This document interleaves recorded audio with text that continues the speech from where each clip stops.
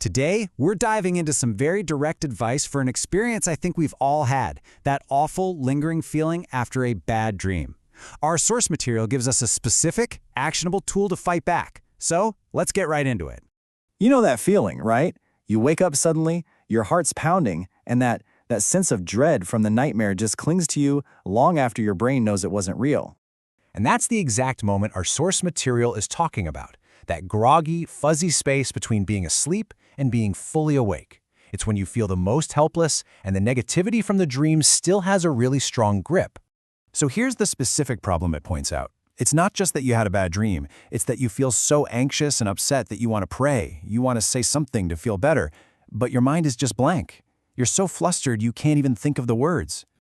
Okay, so for that exact moment of anxious uncertainty when you are totally lost for words, the source offers one single, powerful instruction.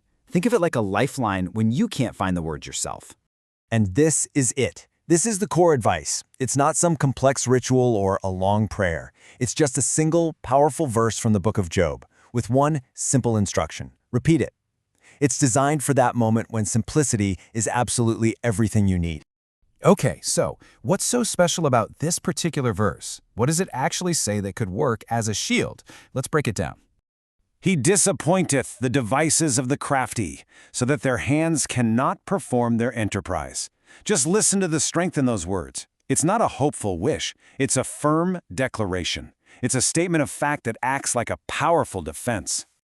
Let's look at the key words here, starting with crafty. Now, this doesn't just mean clever. It implies something cunning, sly, even deceitful.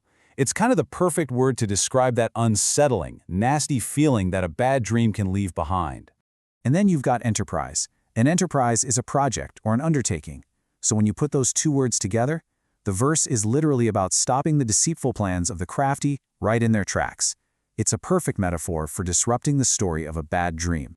And that's why this verse is so effective. It directly confronts the narrative the bad dream is trying to sell you. You know, a dream can feel like this dark story that's unfolding, and this verse is basically a tool to stand up and declare that story is powerless. This really lays it all out. On one side, you've got the dream's effect, this crafty, negative enterprise. And on the other, you have the verse's intent, which is to stop that enterprise and to disappoint or frustrate its plans. It's a direct counter-narrative. But the source doesn't just hand us the verse and walk away. It tells us how to use it. And there's one final, absolutely critical piece to this instruction.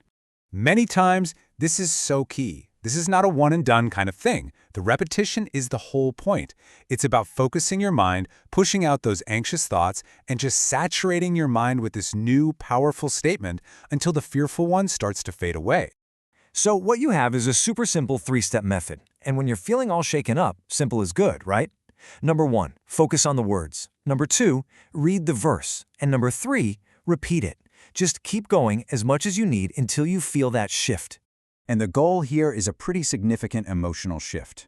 You start out feeling vulnerable and anxious, maybe unsure and distressed. The whole point of using this tool is to end up feeling shielded, focused, and finally empowered and calm. So to wrap it all up, what the source material gives us is a complete little toolkit. It identifies a very common problem, feeling lost after a bad dream.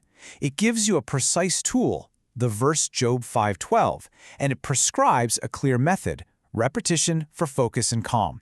It's a whole strategy in one neat package.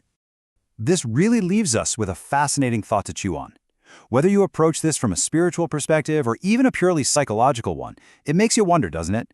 What is the true power of a single, focused sentence when we repeat it with intention to completely shift our state of mind and shield us from our own fears?